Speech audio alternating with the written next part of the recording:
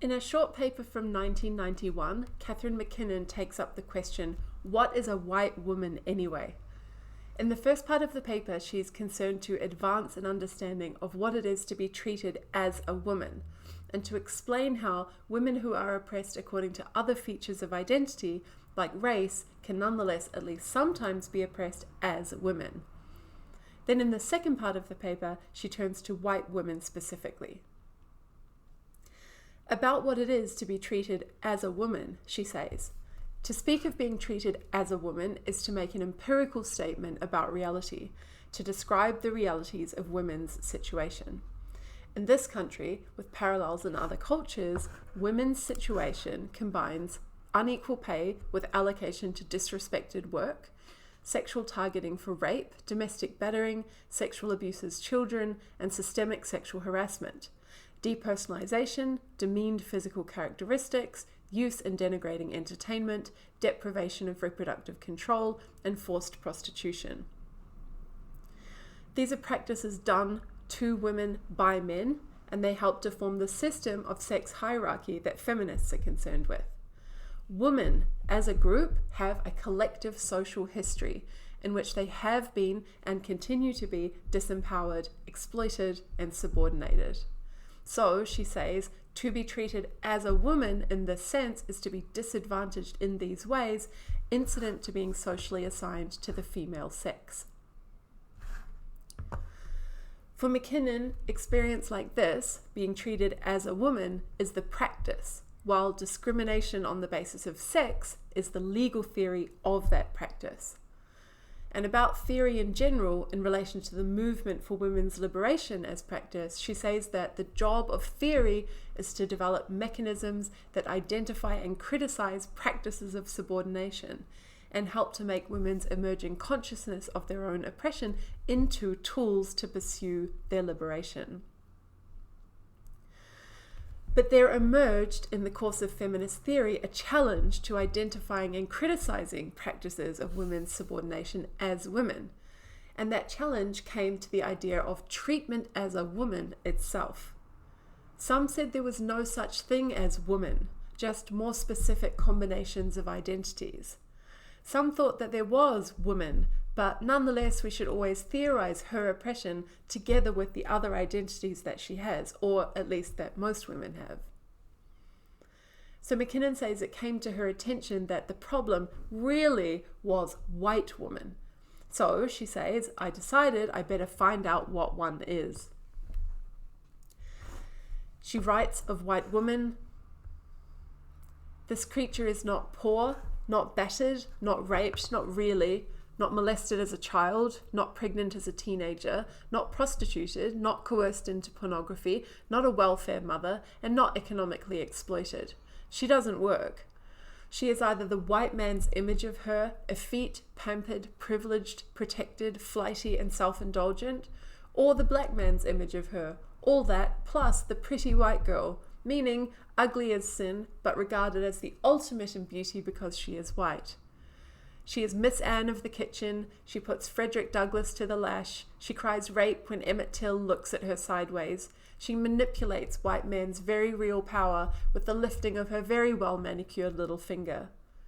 She makes an appearance in Baraka's Rape the White Girl, as Cleaver's Real Thing after target practice on black women, as Helmut Newton's glossy, upscale, hard-edged, distanced vamp, as the Central Park jogger, the classy white Madonna who got herself raped and beaten nearly to death. She flings her hair, feels beautiful all the time, complains about the coloured help, tips badly, can't do anything, doesn't know anything, and alternates fantasizing about fucking black men with accusing them of raping her.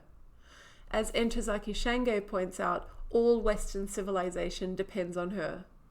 On top of all this, out of impudence, imitativeness, pique, and a simple lack of anything meaningful to do, she thinks she needs to be liberated. Her feminist incarnation is all of the above and guilty about every single bit of it, having by dint of repetition refined saying "I'm sorry" to a high form of art. She can't even make up her own songs. This is a view of woman modified. As McKinnon puts it, woman discounted by white, meaning she would be oppressed but for her privilege. This idea is extremely prevalent in feminism today, with the idea that there is a hierarchy of intersectional oppression, positioning white women at the top of that hierarchy and as the least privileged. So white woman is the feminist boogie monster. She would be oppressed except she is white. She's constantly generalizing from her own privileged experience and excluding other women. She is the woman Christina Hoff Sommers complains about when she talks about privileged women pointing to the suffering of distant women and saying, when she is harmed, we are all harmed. She is not herself oppressed because she is privileged. But, McKinnon says, this image seldom comes face to face with the rest of her reality, and she goes on to describe another picture of white women.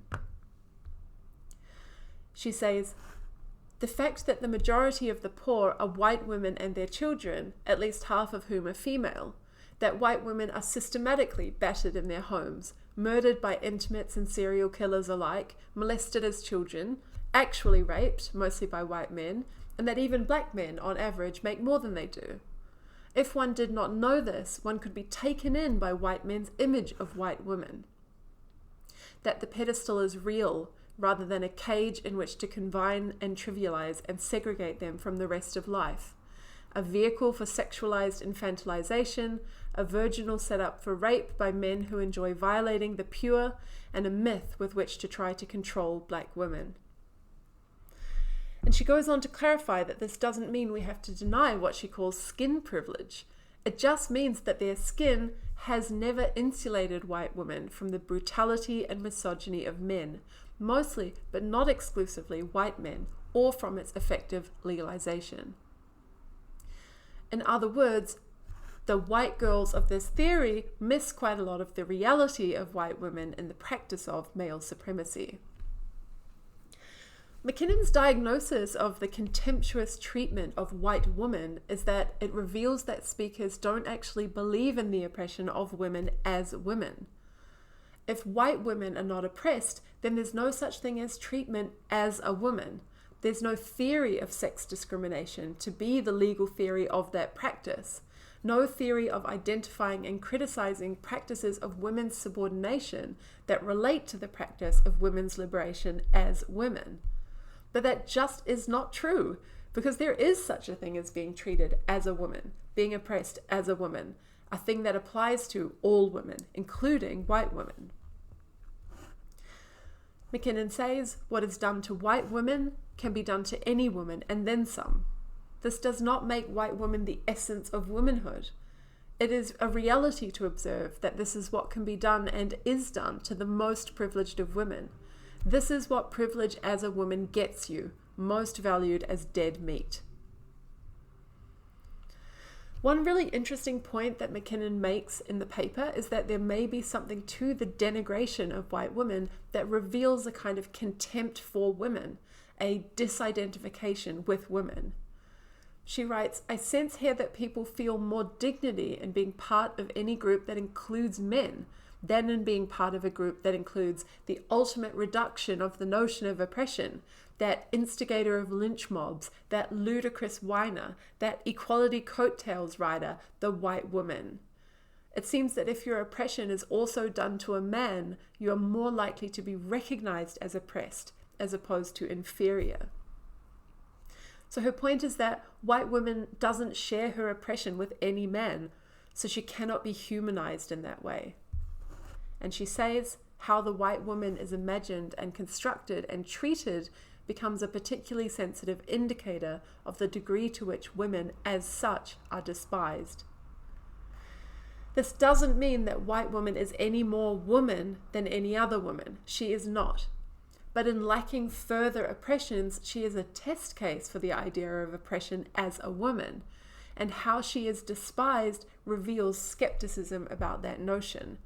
Skepticism which, once pointed out, may have been repudiated at McKinnon's time of writing, but today may simply be embraced. I think this is a mistake, and I think that McKinnon was right. There is such thing as treatment as a woman, and oppression as a woman that women have in common, and that exists regardless of the further ways that women may be oppressed on the basis of other features of their identities. And this treatment and oppression is of central importance to feminism, both in theory and in practice.